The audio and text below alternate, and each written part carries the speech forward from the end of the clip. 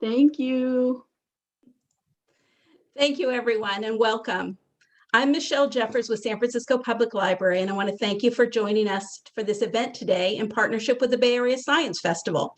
We're featuring the author Libby Copeland and her book, The Lost Family, in conversation with Alicia Joe. First, before we begin, I know that many of us are joining this meeting from the San Francisco Bay Area, and I must note that we are on the unceded land of the Ohlone tribal people. We acknowledge the many Ramaytush Ohlone tribal groups and families as the rightful stewards of the lands on which we reside. I'd also like to briefly highlight some upcoming library programs and services this fall. First, Know My Name by Chanel Miller is this year's One City, One Book San Francisco Read selection. I encourage you to read this book now and join us this March for programs and special events with the author. If you don't already know, San Francisco libraries are closed, but we are doing front door service to help you get the materials you want from the library. Go to sfpl.org/sfpl-2-go or sfpl-to-go to find the directions about how you can still check out and use our library materials. I know those of you here today believe and trust in science. Thank you. So please keep wearing your masks and protecting each other. We will get through this together. We have some exciting virtual programs coming up this fall, including tomorrow's Before Columbus Book Awards. Join us to hear this annual book award selection in partnership with the African American Affinity Center at the library. Later this week, we have authors Barbara Jane Reyes, Rochelle Cruz, Jan Henry Gray, and Adrian Valdez reading from their books in honor of Filipino Heritage Month. And we're so excited for this upcoming event, Dream Come True, to have the artist Isaac Julian in conversation with Angela Davis on November 11th. That's Veterans Day, so we sure hope you can make it. And please take in Isaac's exhibit, Lessons of the Hour, an immersive meditative portrait of Frederick Douglass that is currently on view at the McAvoy Foundation for the Arts here in San Francisco. That's a free exhibit, but you need to reserve time to visit it. And then the Total SF team, the Chronicle's Heather Knight and Peter Hartlaub, will be interviewing local authors Gary Camilla and author-artist Paul Madonna about their new collaboration, Spirits of San Francisco, Voyages Through the Unknown City. And now back to this afternoon's program with the Bay Area Science Festival, featuring the book, The Lost Family, How DNA Testing is Upending Who We Are by Libby Copeland. Libby is an award-winning journalist and author who writes from New York about culture, science, and human behavior. As a freelance journalist, she writes for such media outlets as The Atlantic, Slate, New York, Smithsonian, the New York Times, the New Republic, Esquire.com, and the Wall Street Journal. Her book, The Lost Family, was published in March by Abrams Press. The book explores the rapidly evolving phenomena of home DNA testing, its implications for how we think about family and ourselves, and its ramifications for American culture broadly. The Wall Street Journal says it's a fascinating account of lives dramatically affected by genetic sleuthing. The New York Times advises, before you spit in that vial, read this book.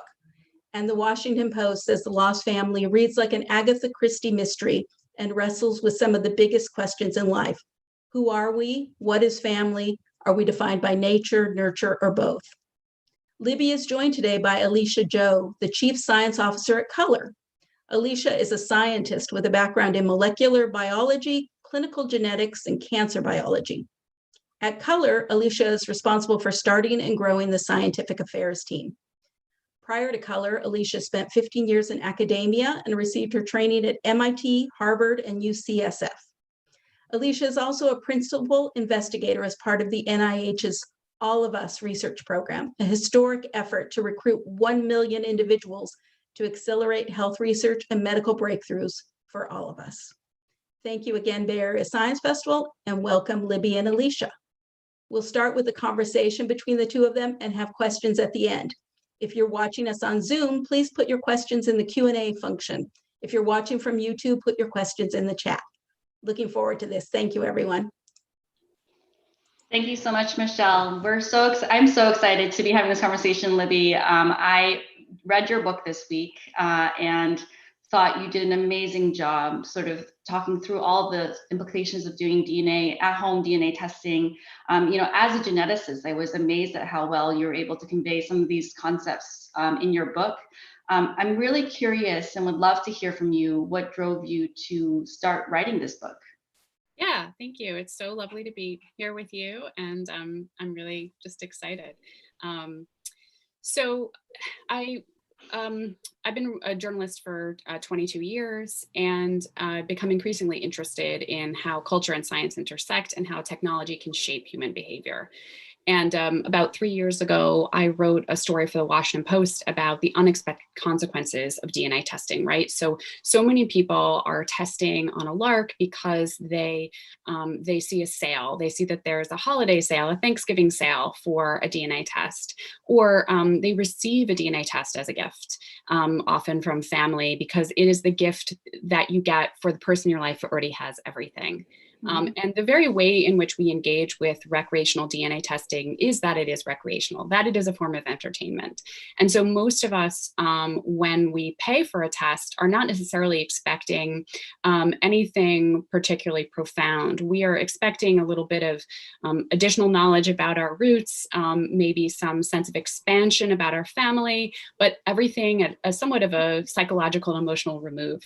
And then there's a subset of people who find out something truly jarring and surprising about their families, about their own identities, about their genetic origins, about the past, you know, even things that have implications for their understandings of truth and their relationships with those who they love.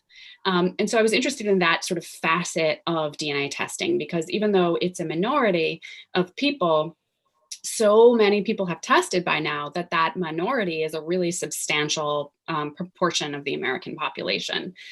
So I wrote this piece. It ran in the Washington Post, and it looked at one woman's story, and it was the response to the story that made me realize I wanted to write a book, because the piece itself, it went viral and it got picked up and reprinted elsewhere, here and abroad. And then I started getting emails, and it was absolutely a flood of emails that I got. Within the first month, I think I had 400 emails. And the emails were from people who, you know, wanted to let me know that they'd read the story, that it had resonated with them, but that they wanted me to know that they had a story too, right? That was a great story, but now let me tell you about what happened to me. And the categories of people were, you know, basically all across the board. They were people in their 20s and 30s. They were people in their 80s.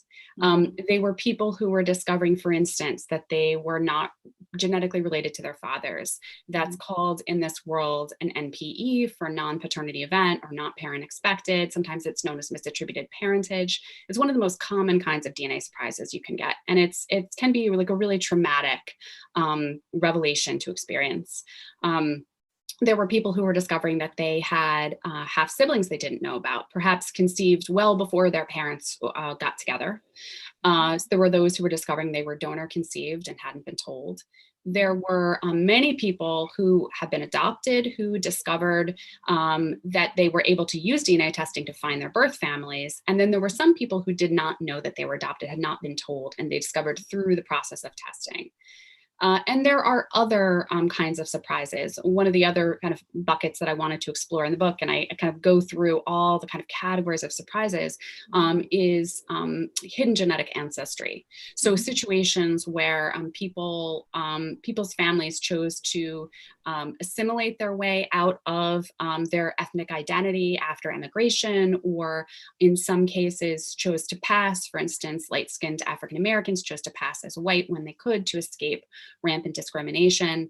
And I mean, I was getting emails of, you know, all these different kinds of experiences, and then all these different kinds of outcomes that were heartbreaking, ones that were heartwarming, ones where people felt like they really, truly suddenly understood themselves and were able to unite with family they never knew they had, and ones where they suffered rejections, the whole kind of panoply of human experience.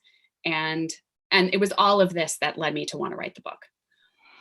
Yeah, I think that the piece of the book that really sort of threads through everything is the human story, and how each individual person that you talked about in the book, they had their own unique sort of reason for why they came to do these tests. Some of them came looking for something, some of them came across it completely unexpected, not knowing they're going to find something.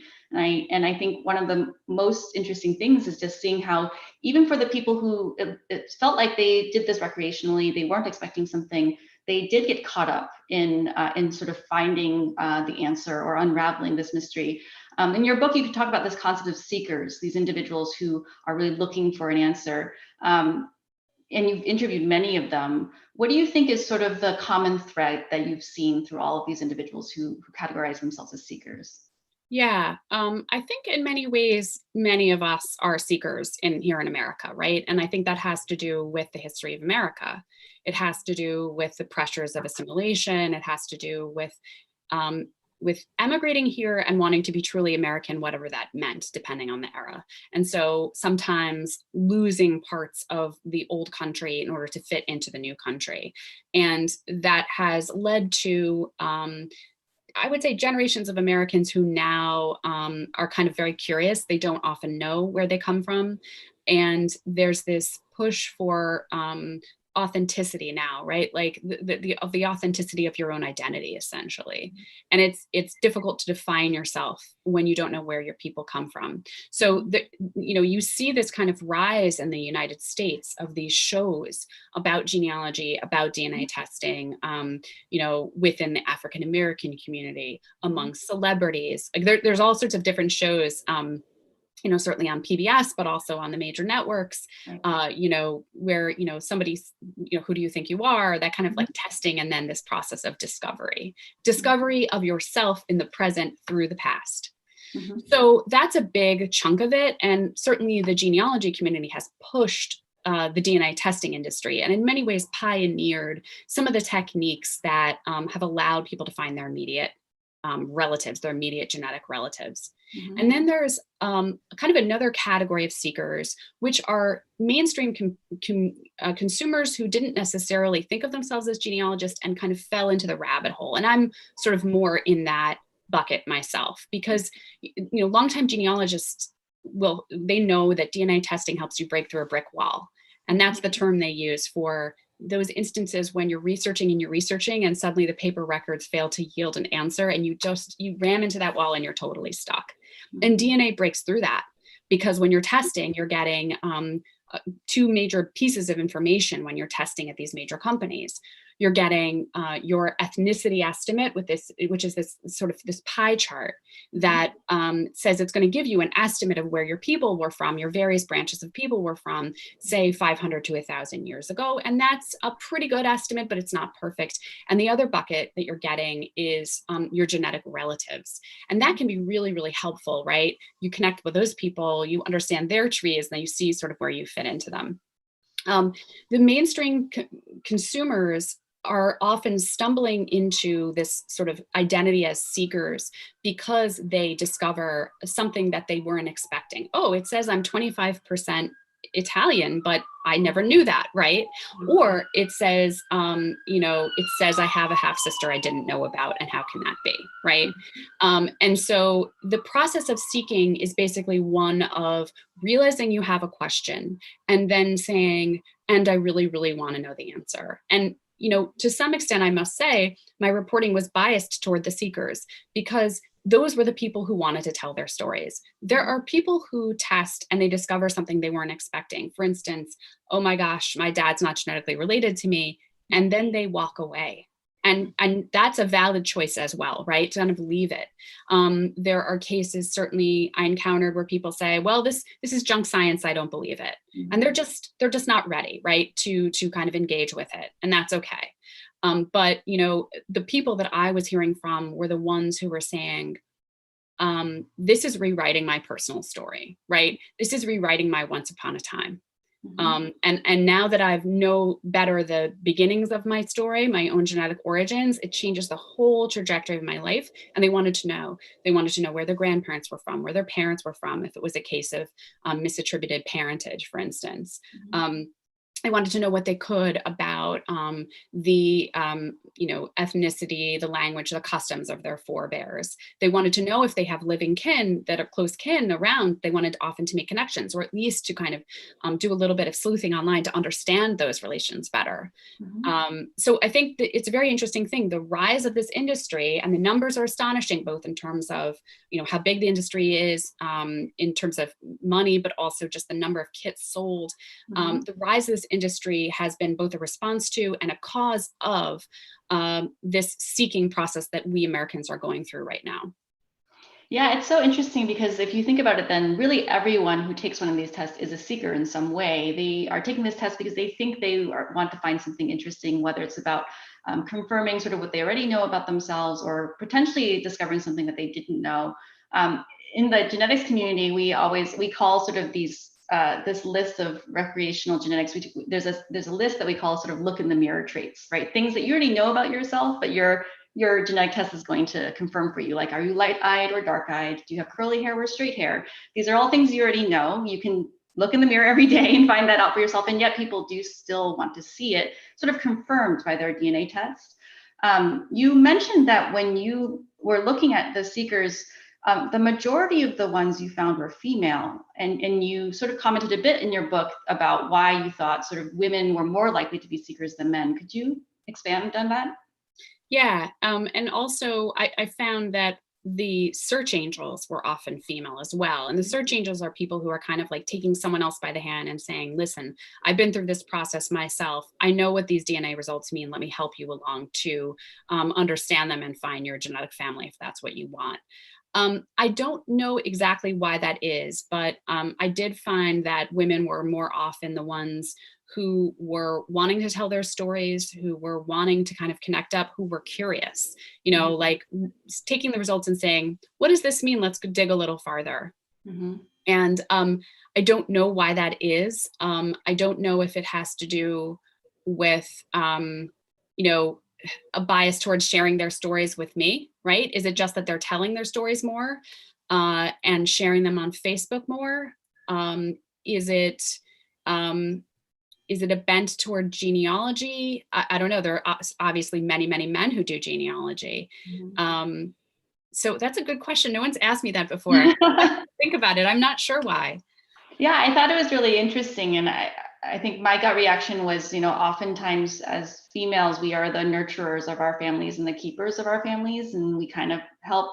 I know we're often the ones that are helping to keep everything together or making sure everyone's where they're supposed to be. And so maybe when you discover something that doesn't fit or doesn't have a place where it's supposed to be, you feel more compelled to find a place for it.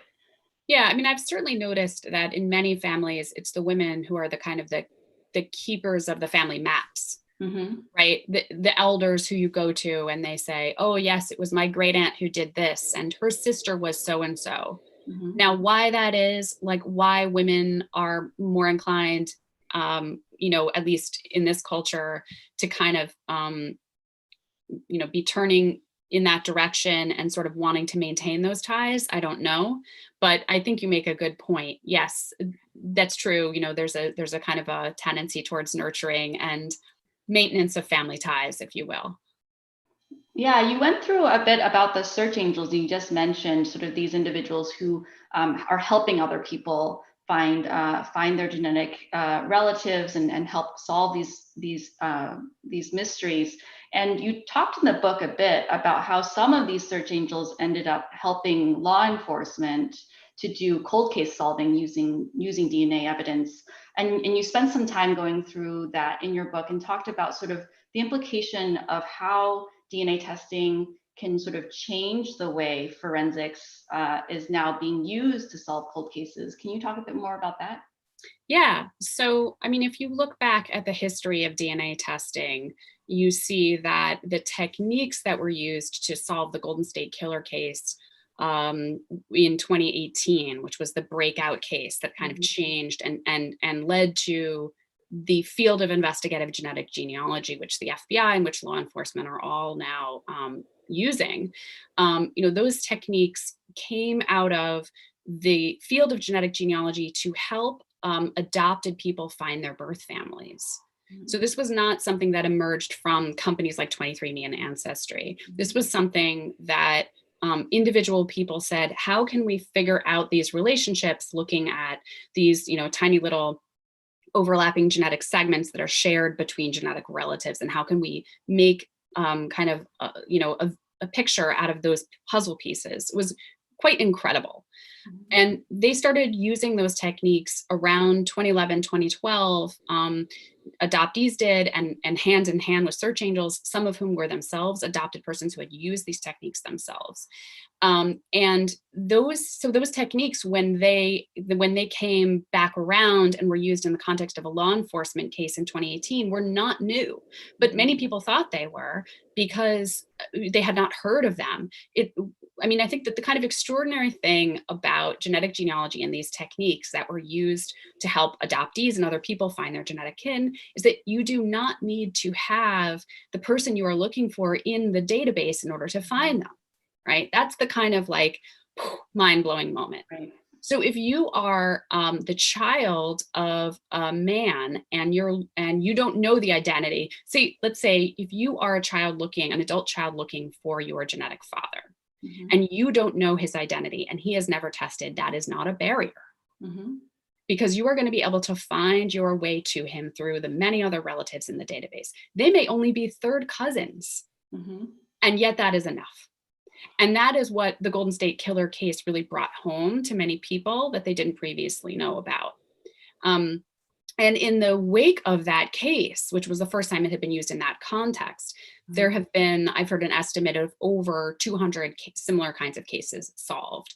So these are cases, for the most part, cold cases, for the most part, cases that, police went at them 1,000 different ways and they couldn't solve them. And then the DNA sat. And the DNA was perhaps, it was crime scene DNA, perhaps from a rape, for instance, or a homicide. They're generally the more kind of brutal crimes. And some of them go back even to the 60s and I think 50s and even earlier now we're seeing.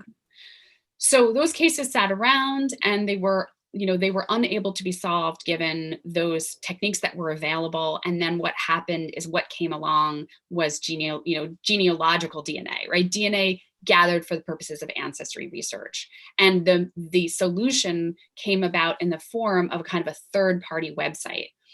So most major companies like 23 and Ancestry are not permitting law enforcement to come into their databases and upload a piece of crime scene DNA or that genetic information and then search for relatives. But this third-party website was kind of open access, and police just did it.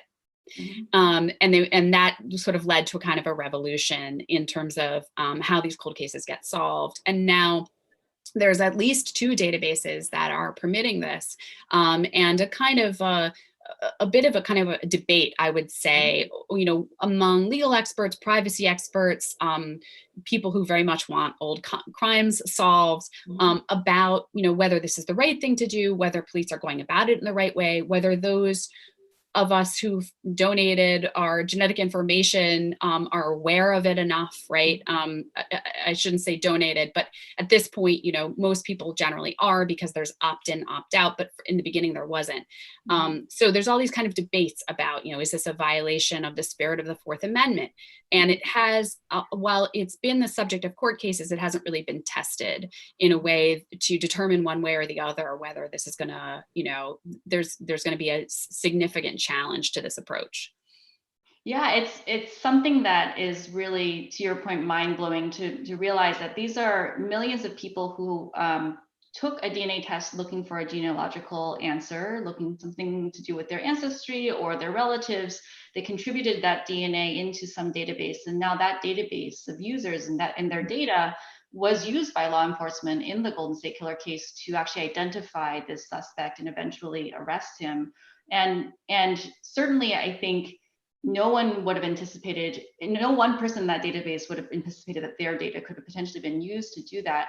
You touched in your book about sort of all the different nuance that comes with that when it comes to privacy and consent, especially given that as you mentioned, you don't even have to be in the database for you to be identified through the database. As long as anybody who's remotely related to you genetically is in the database, some piece of you is in the database, which is really fascinating.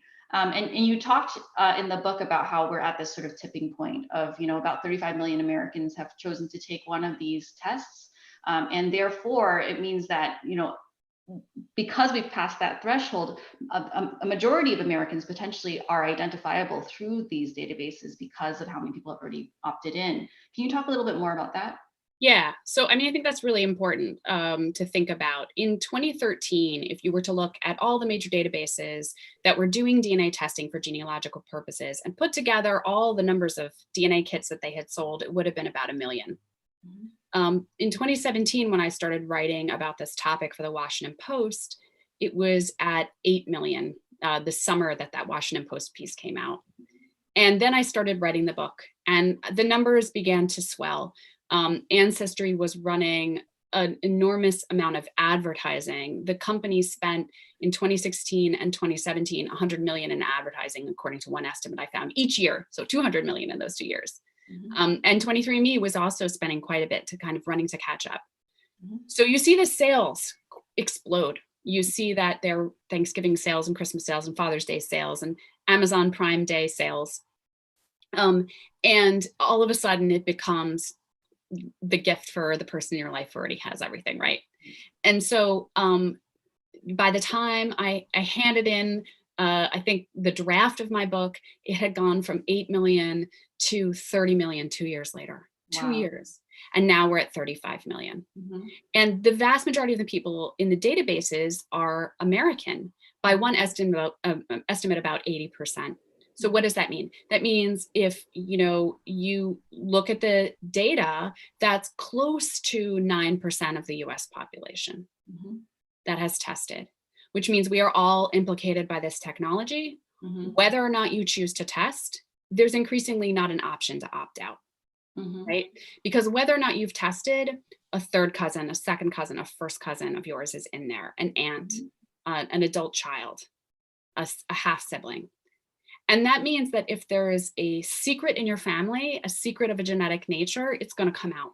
It's just not a matter of if, but when, which means that we all kind of have to start talking about, the past, right? The kind of the truths of the past that we never really reconciled with. These are family-wide truths that have to do with families and what they told one another, what parents told their children. These are kind of grand historical reckonings of a nation that never really had those reckonings. These are kind of revelations of a cultural nature. So it's this culture of the present, which is very much a culture of transparency and authenticity, speaking your own truth, telling your own story, colliding with the taboos of the past and the stigmas of the past. Things that we did not talk about. We did not talk about donor conception, right? Maybe you didn't tell your child that they were conceived by donor because it was heavily stigmatized. And the thing that I've found is that in interviewing people and kind of tunneling a little bit into their family stories is that secrets don't change with the culture. So if you make a decision to keep a secret 60 years ago, even when the context for it changes, the cultural context for it changes, the secret stays stuck in amber. It stays kind of frozen in that state. And it's very difficult to break. And so that's why you don't have parents in their 90s suddenly going to their children in their 70s and 60s saying like, honey, I got to tell you something. And what happens instead is that people test. They test and then they're like, wait a minute. Why is it saying I have this unknown first cousin? I know all my first cousins, right? Or they test and they say, this is really weird. It says I have 6 half siblings. How can that be? Right? And then they kind of go to their parents if their parents are still alive and they start asking questions and, their parents respond however they respond. And then they start reaching out to their genetic families. So it's this really big kind of moment of explosion of family secrets all in one fell swoop. It's not like it's happening gradually. It's happening, all of a sudden, family to family, individual to individual, and it's essentially a seismic change to American culture. It means that we suddenly have to have these difficult conversations and reconcile ourselves to them. It means that lots of adult children right now are saying, I feel like I can't trust you, to their parents. And it's not the fault of the parents in many, many ways, in many, many situations. These were decisions that were made for the sake of necessity and in some cases for survival. But we have changed so much that now those decisions by contemporary standards don't make sense anymore. Yeah, it's so interesting. It's almost as if the technology forces the hand then to not be, you're no longer allowed to keep that secret because now there's this other data or evidence or technology that's allowing somebody to find the answer that you've been hiding. In your book, you interviewed a lot of individuals who ended up finding out things about their family sort of after their parents had passed. So they found out something about their parent or about their parents after those people had already passed. How do those individuals sort of react to that? How are they able to reconcile sort of the secrets that were kept and not being able to really do that in person with the person who kept that secret from them? Yeah. I mean, what I found over and over in talking to people about the revelations that they experienced about their own genetic origins is that this is a trauma. It is, there is a profound sort of response to it, a profound emotional response, and it's complicated. And I found that in talking to people, and I found that in talking to psychologists, because psychologists not only are treating people who have experienced this, but they often are going into this because they've experienced it themselves, right? So I interviewed a psychologist who had experienced her own NPE, so her own non-paternity event. And she walked me through the steps of that, that she had experienced. Sometimes in the beginning, there's great shock and denial. There's anger. Then there's guilt about feeling angry at your parent. In this case, her mother was no longer alive. I think, died shortly after she made the revelation. But she never could talk to her about it. And then she described a kind of anxiety, a kind of an existential anxiety, right?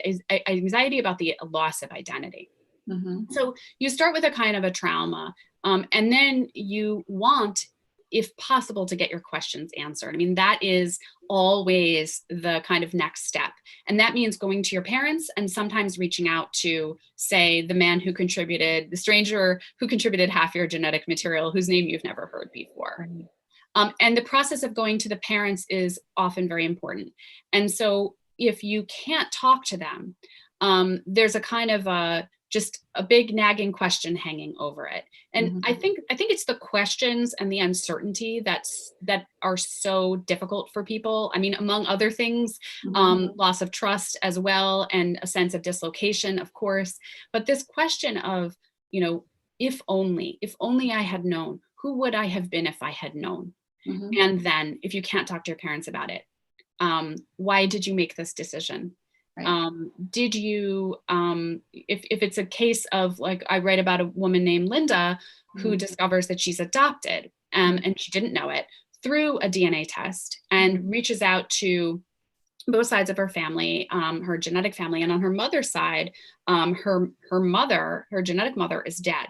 And so one of the questions that she has that she can't get answered is, did she look for me? Right? She really, really wants to know that she was wanted. And unfortunately, her sisters on her mother's side, her half-sisters, don't know that she existed. So, her mother kept that secret tightly and never communicated it. So she can't say to those sisters, like, tell me what she said about me, because clearly from their reaction, which was, basically, who the heck are you? Get out of here. How dare you? We're grieving loss of our mother and you're impugning her honor, basically was their response. From their reaction, she can tell that her existence is a complete surprise, right? And one of the things I write about in the book is just this idea of having to be made the messenger of your own existence, right? And there's a saying about, you don't kill the messenger, right? The messenger who brings bad news is never like a welcome sight. Now, imagine that you are bringing in bad news, and the bad news is that you exist. And that's bad news to this family because it conflicts with their sacred narrative. It conflicts with the truths they've long believed. It conflicts with their beliefs about their late mother. You are in a really tenuous and difficult position. So you see that over and over. And I think being able to talk to your parents, if they're still alive, gives you at least some sort of scaffolding for understanding why those decisions were made and how they came to be. And if you don't have that, I just think it makes it, in many cases, it just can make it that much harder to understand, how did I get here, right? Like, how did this come to be, and how did I never know? Why did you never tell me? And what informed, your decision to keep it from me? Yeah, it's really interesting. I think also in the book, in addition to sort of these kinds of reactions, you did find some people who had really positive sort of experiences from undergoing, from taking testing and then finding more about their families. Can you highlight some of those? Yeah. I mean, I really wanted to kind of give a sense of like the full sweep of reactions, and the times when, people are really open-hearted, and what that tells you about the elasticity of the human heart and the kind of generosity that people can bring to this. But I wanted to make clear that those are not all the situations, right? It's complicated. And even when there are kind of cheerful endings with big reunions, it's still complicated. And these stories go on and on. They're not really over, because I think people tend to process and sort of remake their understandings and rewrite their own narratives indefinitely. And I heard that from people who had tested as far back as 2012 and were still working on understanding. But I tell the story in the book of a really lovely guy named Jeff, who is living with ALS, Lou Gehrig's disease, which is like really debilitating. And he he's in a wheelchair. He, I believe, is on, he can't really speak. And so we interviewed by typing, because he had a kind of a headset that worked with a wireless mouse, and he would type by basically moving his head. So we would type and talk that way. And he told me the story about being contacted by his genetic daughter, a genetic daughter that he did not know existed, a girl that had been born well before the daughters he then subsequently had with his wife after he got married in his 20s. And this was a child that had been conceived when he was 17. And in high school, he didn't even remember having consummated this relationship. He remembered dating this girl, but he didn't remember. And you do hear that because it had been so very many years, right? And she reached out to him. And at first, because she reached out on Facebook, he thought it was a scam. But when he was able to go into his Ancestry account and see that they indeed did match as parent and child, he knew that it wasn't. And he told me that he was so incredibly grateful to welcome her into his life, because he had lived far longer than he had ever expected to. And he had sort of trained his outlook to focus on basically the blessings and the things that he was grateful for. So he saw her walking into his life, after he had lived half his life in this, in the throes of this terrible disease, as basically a blessing and a gift from God. And he was like, welcome in. And I just thought it was just so beautiful. He said that what his disease had taught him was that none of us have time to waste. And he felt that shame and guilt, which are definitely emotions that keep certain men from, forging relationships with their genetic children. He felt that those emotions were basically wasteful. So he wasn't going to feel them. He was just going to forge ahead and have a relationship with her and her children. He was discovering that he was now a grandfather. So it was really quite beautiful. Yeah, these stories, I mean, they're each so different. They're each so unique and obviously come with their own circumstances. Every family was so different. I'm curious, over the course of writing this book, did any of your preconceived notions about what the book was going to be about change, or what was the most surprising thing that you learned, maybe even about yourself while you were writing it? Yeah, that's a really good question. So I'll answer that basically in two ways. So I originally set out to write the book about a central narrative. And I did, and the central narrative is about a woman named Alice who tests in 2012, and her story is incredibly compelling. And then to build the other stories around her story. And what I did not realize when I set out to write her story was how much deeper I could go with it. I was able to research back 100 years to the beginnings of her genetic mystery, and the history that I was able to kind of find going back 100 years to a particular setting that's germane to her surprise. I felt like I could have spent a really long time on that, right? And so I just found Alice so compelling. I had, by the time I was writing about her, I knew her already for a year, or over a year. And yet to be able to like fly out and interview her, she has this incredible analytical brain. And she's an example of someone who most people would have given up, because when she tested in 2012, the databases were so small, there was almost no way for her to solve her mystery. And she just kept whacking away at it. And I just walked away with such an appreciation for her brain and for her story, which is sort of filled with all these surprises and red herrings. I thought that was, really I just love her story so much. The other thing that surprised me, or that I kind of thought a lot about as I was writing the book, is I have a couple of chapters on discussing how recreational DNA testing sort of plays with our assumptions about ethnicity and race, and whether it kind of reinforces us to think about race in a really, in a way that's not healthy and not accurate, that kind of reinforces divisions and a sense of separateness, as opposed to how alike we are. And I also spend a lot of time talking to people about like how they define themselves in terms of their genetics versus their experience. And it's one of these like nature versus nurture questions that you can go round and around on. But it got me thinking about myself. And so I'm someone who is half Ashkenazi Jewish, and that's my mother's side. And then on my father's side, we're like colonial and British and Swedish and German, so a real mix. And I've always identified more strongly with my Ashkenazi Jewish side. And I thought about that as I was interviewing people, and as people were telling me the same thing, right? That they identified with certain things because of an attachment to a grandparent, because of a language, because of a food. And, I thought about how selective we are in the wake of getting our results. And I thought, that's not wrong, right? We are not sort of these blind sheep who test and then decide that we are going to basically just mimic our pie charts. Right? We don't go around saying I'm 8% this and 20% that. That's not how human beings live. We tell stories, and we sort of look for patterns, and we fit the facts of our lives into kind of the larger stories that we want to tell about ourselves. So I identify as Ashkenazi Jewish in a really big way, even though I'm only technically half, right? And yet it made me think about how how not sort of flat and binary we are, but rather we're, I think, moving into being sort of more inclusive. So that, when you get your results, you don't kind of just accept them unequivocally, but nor do you kind of ignore them. I found that all over and over when I interviewed people, they would say basically yes and, which is a great line from improv, right? Like, I'm going to accept this and I'm also going to explore that.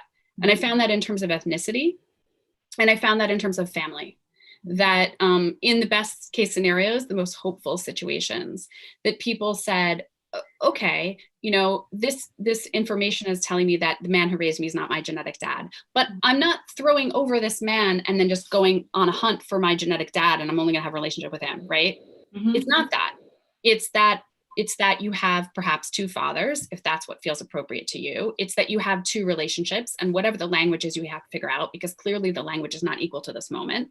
But I think that when people are finding that they can have room in their heart for two fathers, right? The man who raised you and the man who contributed half your genetic material, I feel like we are moving away from a kind of a binary thinking where it's nature or nurture, biology or experience. It's both.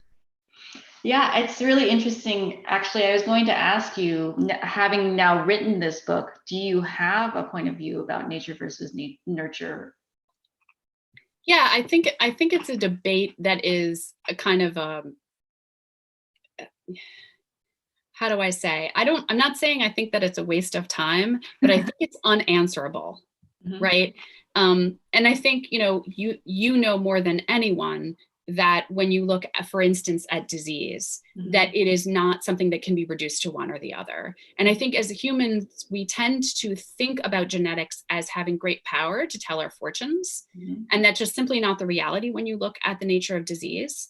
And it's also not the reality when you look at the nature of identity, right? It's one interpreted through the prism of another.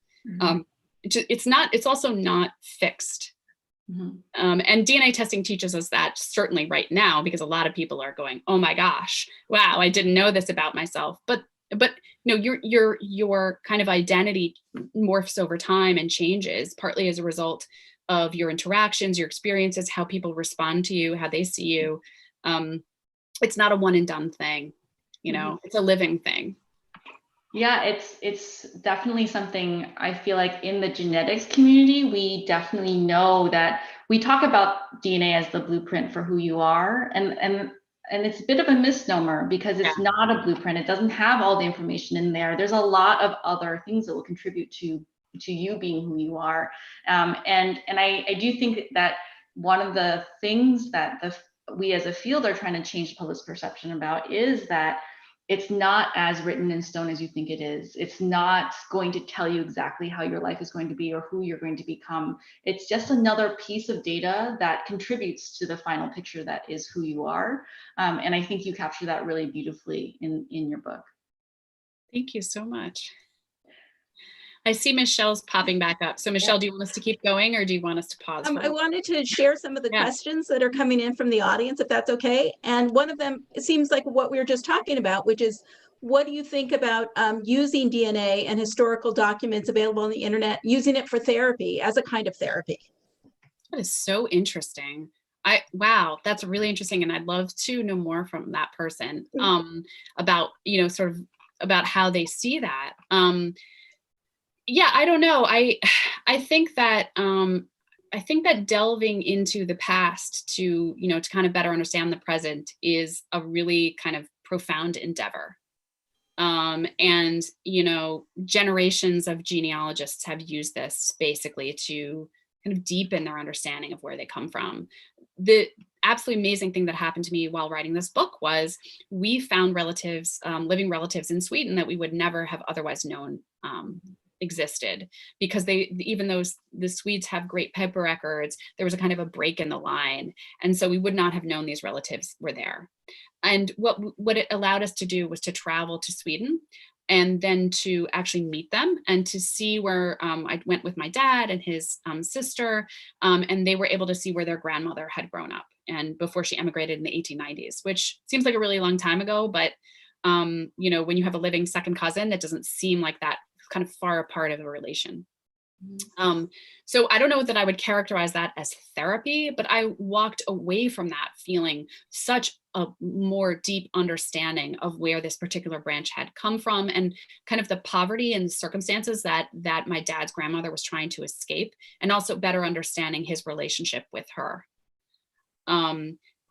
Just on the therapy note, though, I just do want to say, like, for what it's worth, there is a growing community of psychologists and mental health professionals who are now starting to treat people who've experienced DNA surprises. And as I said earlier, that's often because they've experienced them themselves, right?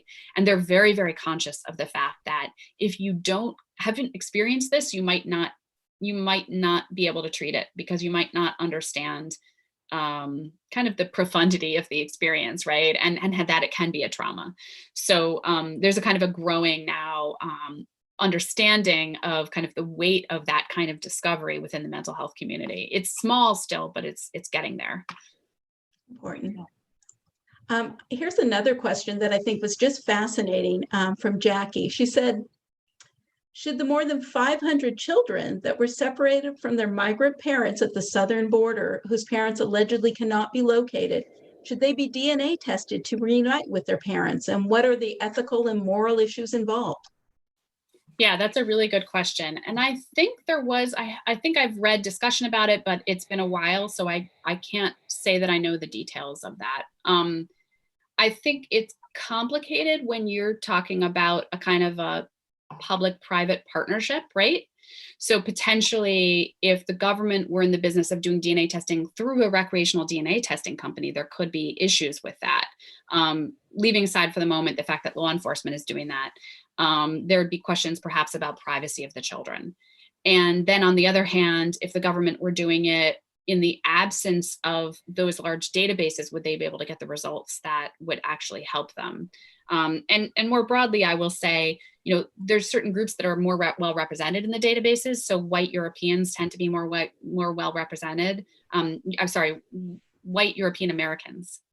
And people from other parts of the world, including Africa, including Latin communities, I think including Asia as well, tend to be much less well represented. So that's another question, right? Would those results help those communities? But very good questions. And I think we can all agree that every effort should be made on behalf of these children, for sure. For sure. A lot of questions too are about privacy, which I know you touched on too. Many of our listeners today are concerned about it too, and wondering if people know, what they're giving up when they spit into those vials, how the companies may be using it, selling it, using it for other kinds of research. Do they know what they've given up? And are the laws robust enough to protect our privacy right now and in the future? Yeah, that's a really good question. I spent a lot of time reading those kind of consent and privacy documents from some of the companies, and they can be quite long. And I wished I had my law degree because they were sometimes hard to interpret. For the most part, the major companies are pretty good about kind of disclosing to you where that information is going. And you have the capacity to consent or not consent for your DNA to be used for research. So that's sort of something to know. It's not as if your information goes off and somebody is taking it and running away with it. If the company is, sort of upfront about its policies. Now, a lot of smaller companies tend not to have privacy or consent documents on their websites. So it's a bit of a Wild West atmosphere that's not very well regulated. And one of the questions that, and I mean, in my research, I found companies there's such a thing as surreptitious DNA testing. It's where you take your partner's clothing and you send it in to see if they've been cheating on you. I mean, there's no, there's ones that purport to tell you how much such and such ethnicity you have. And, there have been cases where people have sent in their dog's saliva and had, the results purport to tell them a certain thing. These are sort of more fly by night companies, and there just simply isn't a whole lot of regulation there. So that's kind of an issue. One of the questions that people will often bring to me is they'll say, what happens in the future? What happens to this information in the future? And that's somewhat of an unanswerable question, because even if you test with a company and you think that they're pretty upright and you've read all those 10,000 words in their consent document, or you just read the highlights and it sounded good to you and you're down with everything you're consenting to, there could be some future scenario in 20 years where that company gets purchased by another company. And maybe that company has different policies and they want to do something different with that information. There's at this point not much in the way of protection against that. And the last kind of bucket, I mean, there's more than this, but sort of the major bucket that I'll tackle right now is this question of genetic discrimination. And there are some federal protections against genetic discrimination. So for instance, in employment and health insurance, but there are some loopholes. So for instance, disability or long-term care insurance, there isn't protection. And there may be in certain states, but for the most part, there isn't. And so then you're talking about issues where could there be some future scenario where an insurance company could find out your results and then deny you coverage. I haven't seen cases of that yet, but it is certainly a concern that some people have that could eventually happen. Yeah, I would also add, I think when it comes to sort of privacy of data, this is something that is very important for this field, but also for others. I think with every sort of technological advance we've had, we are very much entering into a big data world where there's all sorts of data, including your mobile data, your location data. If you have a smart speaker in your house, what are you saying around that smart speaker and what is being used with that data? I think in general, as technology companies start to evolve and collect more data from individuals, I think everyone is going to have to get a lot more sort of transparent about their privacy practices and their data practices. And so I think this is certainly something that the genetics companies and the genetics field is grappling with, but I think it's actually something that applies really broadly to a lot of sort of technology companies as well. Good points. Let me go back to something we talked about at the very starting of this discussion, how more women often do these genetic testings. And I'm going to link these last two questions together. Someone suggested that they had heard that mother's genes are easier to follow backward in time than father's genes. On the reverse side, when you are doing ancestry research, perhaps not genetic research, but ancestry research about your family, they thought that it's sometimes more difficult to trace women through those processes because they had generally had lower status historically, maybe didn't own property, were not able to vote, may not have as much of a paper record to be traced. So thoughts about that? So, there's different kinds of DNA testing that have historically been available on a recreational basis. But the kind of DNA testing that we're talking about right now is autosomal DNA. And that's looking at your, basically your 22 chromosomes that are not determinant of biological sex. So those are telling you about your paternal and your maternal relatives. And they're telling you about your immediate relatives that show up in the database. So people who've also tested at the same company and show up as a genetic relative. And then they're giving you that ethnicity estimate. So that's all basically just going to tell you about both. And then if you go back to the beginnings of the industry, which this year is exactly 20 years old, then you're talking about things like Y-DNA testing and mitochondrial, which are going to talk to you about ancient migration patterns, but they're not going to be as informative about your ethnicity 500 to 1,000 years back, your people, where they came from, and your immediate relatives. So I would say contemporary testing at one of these major companies is going to be really indicative of both sides. And but the point that the person made about records, records tend to coalesce around power. Mm-hmm. So those who are literate, those who can write their names, those who are considered worthy of being recorded, mm-hmm. are written down. And those who are essentially erased from history because they were enslaved, because their records are burned, because they weren't there in the first place. They were affected by migration and wartime and all this kind of stuff. Those are the people who oftentimes cannot fall back on those records, right? They go back, and before 1870 in the federal census, if you were an enslaved person, you were not named. So what are you going to do? And that's where DNA can really help. And I think really prove to us that the past isn't over. The past informs who we are. It's far more immediate than we tend to think. And these kind of unresolved tensions of history, the kind of cruelties of history, in some ways can be reconciled with now. And I think that's pretty astonishing, right? And it happens on an individual basis inside of families. And then, as I said earlier, kind of grandly across our culture. I think it's kind of an important moment for us to look back and see the historical inequities that are often written in the genes. Great. Alicia, did you want to say something? No, I think Libby summed it up beautifully. And I think this is we are at a crossroads right now as an industry where, genealogy has been changed forever by the advent of DNA testing. I think healthcare is about to be changed by DNA as well. And so I think it is one of these things that, although, there are specialists like myself who are scientists and geneticists, DNA is something that runs through everybody's blood. And so to a certain extent, all of us are carrying that piece with us, and it will become something that all of us will start to understand more, because it is an intrinsic part of who we are. And I think the way Libby translated that into human stories in her book really sort of sheds a light on how these A's, T's, D's, and C's really actually become something really personal and unique for every individual. So, so yeah, I think the book has been sort of a great way to translate the science into true human stories. All right, well, we're right at 5 o'clock now. I just want to thank you both on behalf of San Francisco Public Library and also on behalf of the Bay Area Science Festival. This was a wonderful conversation. It made science really accessible to our community, and it was just really fun. It's a really fun and fast, quick read. You'll just be sucked in. It's such a page turner. Thank you for bringing this to us here in San Francisco.